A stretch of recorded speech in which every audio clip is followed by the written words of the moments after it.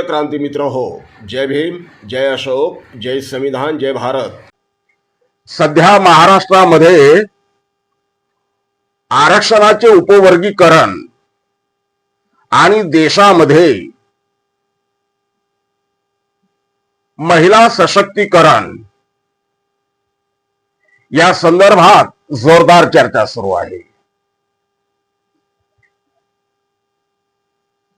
या देशातला एक जहाल मतवादी एक गट या धर्मनिरपेक्ष भारताला एका विशिष्ट धर्माचं राष्ट्र बनवू पाहत आहे। उदाहरणार्थ भारतीय जनता पक्ष आणि त्याची जन्मदाती राष्ट्रीय स्वयंसेवक संघ या संघटना या देशाला हिंदू राष्ट्र करण्याच्या मागे पडलेल्या आहे। तर महाराष्ट्रामध्ये मागासवर्गीयांना देण्यात येणाऱ्या आरक्षणामध्ये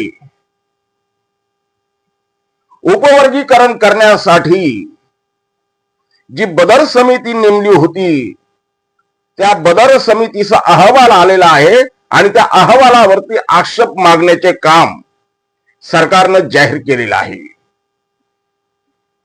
सध्या ह्या गोष्टी संपूर्ण महाराष्ट्रामध्ये आणि देशामध्ये केंद्रीय स्थानी आहेत। या सगळ्या गोष्टींचा समाचार आपल्या रोखठोक शैलीमध्ये आणि अभ्यासू शैलीमध्ये बाबासाहेबांचे उच्च विद्याविभूषित नातू रिपब्लिकन सेना प्रमुख सरसेनानी आनंदराज आंबेडकर यांनी घेतला। ठाणे जिल्ह्यातील डोंबिवली विभागामध्ये रिपब्लिकन सेनेच्या वतीनं आयोजित केलेल्या आनंद नवसागरे यांच्या नेतृत्वाखाली आयोजित केलेल्या भीम जयंती महोत्सवामध्ये बोलताना आनंदराज आंबेडकर साहेबांनी हिंदू राष्ट्राचा खरपूस समाचार घेतला। उपवर्गीकरणाचाही त्यांनी खरपूस समाचार घेतला। नेमकं काय म्हणाले आनंदराज आंबेडकर साहेब त्यांच्याच शब्दात आपण ऐकूया। त्यासाठी हा पुढचा व्हिडिओ तुम्ही अवश्य बघा।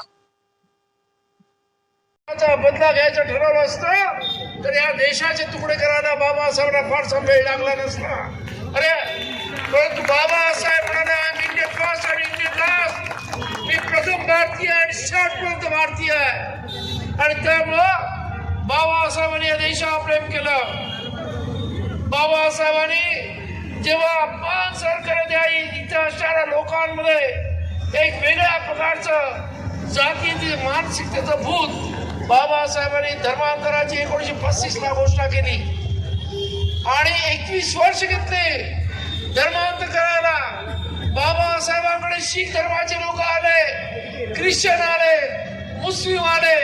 अनेक लोकांनी बाबासाहेबांना प्लॅन चेक दिला, तुम्ही रक्कम द्या, तुमच्या लोकांना हवं ते ब्रिटिशांनी सांगितलं ते घ्या आणि तुम्ही आमच्याकडे या। पण बाबासाहेबांनी या देशावरती म्हणजे एवढं प्रेम होतं आणि त्यात बाबासाहेबांना देशामध्ये असणाऱ्या या जातीय मानसिकते गुलामगिरीतून या देशाला बाहेर काढायचं होतं। आणि म्हणून या देशामध्ये जन्माला आलेला आणि खऱ्या अर्थानं या एशियामध्ये तर आपण पाहतो की जपान असेल, प्रदेश, सिलोन अनेक देशांचा राजधर्म झालेला आणि विद्वानवादी असणारा बौद्ध धर्म बाबासाहेबांनी घेतला आणि खऱ्या अर्थाने या देशाला वरती अनेक उपकार केले।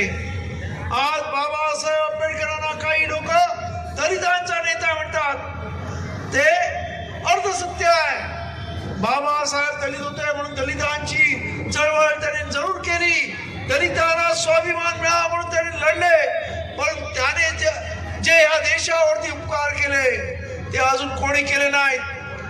पूर्वी या देशामध्ये जे उद्योगपती होते ते 8-12 तास कामगार राबवायचे आणि आठवड्याला सुट्टी सुद्धा नसायची। बाबासाहेब जेव्हा व्हॉइसरॉयच्या मंत्रिमंडळ 1942 ला जेव्हा ते मजूर मंत्री झाले तेव्हा बाबासाहेबांनी या देशामध्ये सातापैकी एक दिवस सुट्टी म्हणजे संडेला सुट्टी आणि 8 तास कामगारांना हे बाबासाहेबांनी चालू केलं.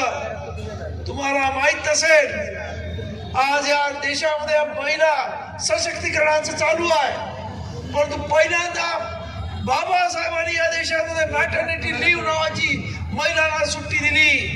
महिलांना पुरुषांबरोबर समान वेतन दिलं आणि महिलांना या देशामध्ये इतर जगामध्येही कुठे नाही की महिलांना मताचा अधिकार बाबासाहेबांनी संविधानामधून मिळवून दिला. किंवा बाबासाहेबांनी युनिफाईड कोड जे निर्माण करण्याचा प्रयत्न केला, त्यामुळे हिंदू कोड बिल नावाचं एक त्यांनी विधेयक आणलं की या देशातल्या महिलांना पुरुषांच्या बरोबर समतेनं जगायला हवं, त्यांना इक्वल राईट्स प्रॉपर्टीमध्ये मिळावेत. आणि ते जेव्हा नेहरू म्हणाले की मला शक्य नाही इकडचं असलेलं पार्लमेंटचे खासदार तयार नाहीत, तेव्हा स्वतःच्या कायदेमंत्री पदाचा राजीनामा दिला. एवढं सर्व बाबासाहेब आंबेडकरांनी या देशातल्या महिलांसाठी केलं. त्याच्या पलीकडे जाऊन मी सांगतो, अरे बाबासाहेब जेव्हा शाळेत होते त्यांना वर्गाच्या बाहेर बसावं लागायचं, पाणी त्यांना त्या शाळेचा पिऊन द्यायचा आणि तो नसेल तेव्हा पाणी मिळायचं नाही. परंतु बाबासाहेब आंबेडकरांनी पाण्यासाठी 20 मार्च 1927 ला सत्याग्रह केला. या पुढच्या वर्षी त्याला 100 वर्ष होणार आहेत. परंतु एवढं करून बाबासाहेब थांबले नाहीत. परंतु बाबासाहेब जेव्हा व्हॉइसरॉयच्या याच्यामध्ये मंत्रिमंडळात 1942 ला गेले तेव्हा ते लघु पाटबंधारे मंत्री सुद्धा होते. या देशामधली 30 धरणं बाबासाहेबांनी पायाभूत रचना केली आणि या देशातल्या लाखो लोकांना त्यांनी पाणी पाजले. शेतीचं पंजाबमध्ये पहिल्यांदा या देशामध्ये ग्रीन रिव्होल्यूशन झालं. ते भाकरा नांगल दांगण बाबासाहेबांच्या डिझाईन मुळे झालं, हे आपण लक्षात घ्या. अरे बाबासाहेब आंबेडकरांनी या देशावरती प्रेम केलं, एवढा अपमान सहन केला तरी त्या माणसानं प्रेम केलं.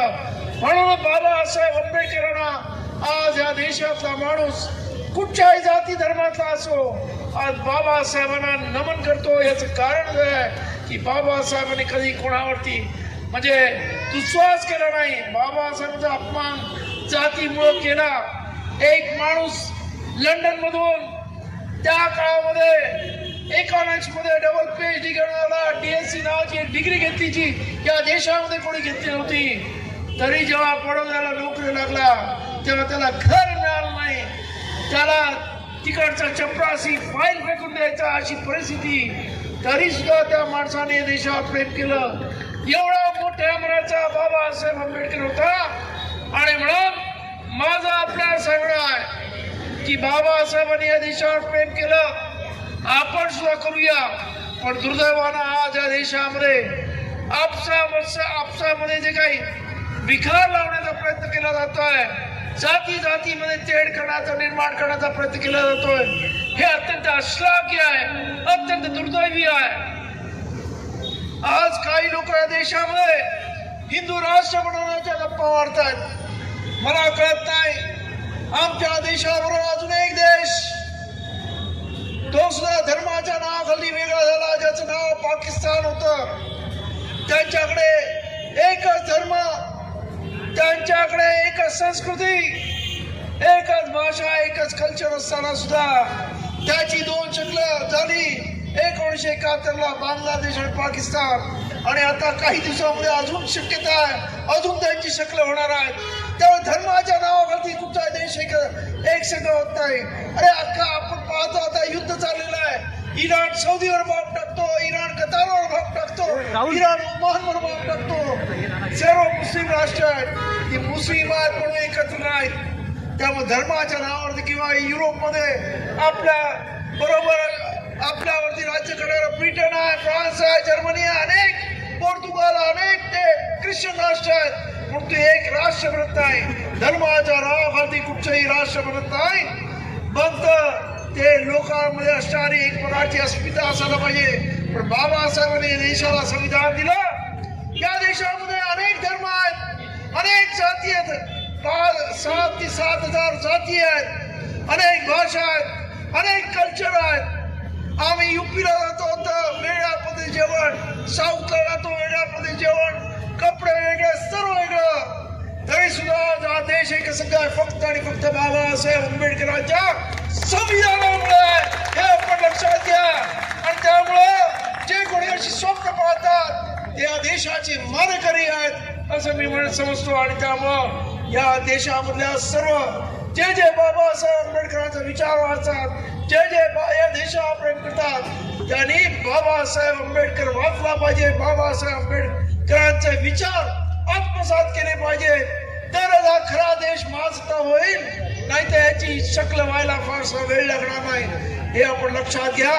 आणि आज या इथे मला बोलवलं आमचे आनंद नवसागर तिकडचे ग्रामीणचे आमदार मोरेजी आहेत, आमच्या नगरसेविका मायाताई कांबळे आहेत, सर्व त्या या इकडचे सर्व कार्यकर्ते आमचे आनंद मोहनजी आहेत, ते आमचे गायकवाड नरेश गायकवाड सर्वच आहेत. सर्वांची नावं घेणं वेळ नाहीये. आणि आपण सर्वांनी बाबासाहेबांचा विचार आपल्या डोक्यावर नाही तर डोक्याच्या आत घ्या.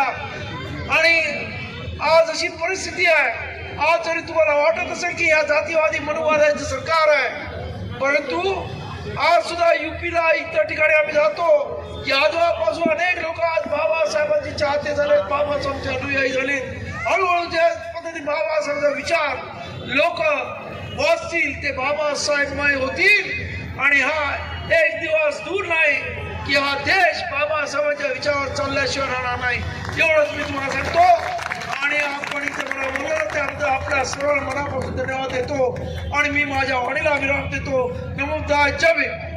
प्रिय क्रांती मित्र हो, भीम प्यांतर या आपल्या हक्काच्या यूट्यूब चॅनलला कृपया सबस्क्राईब करून आम्हाला विषमतावादी शक्तींच्या विरोधात लढण्यासाठी बळ द्या, शक्ती द्या, ऊर्जा द्या.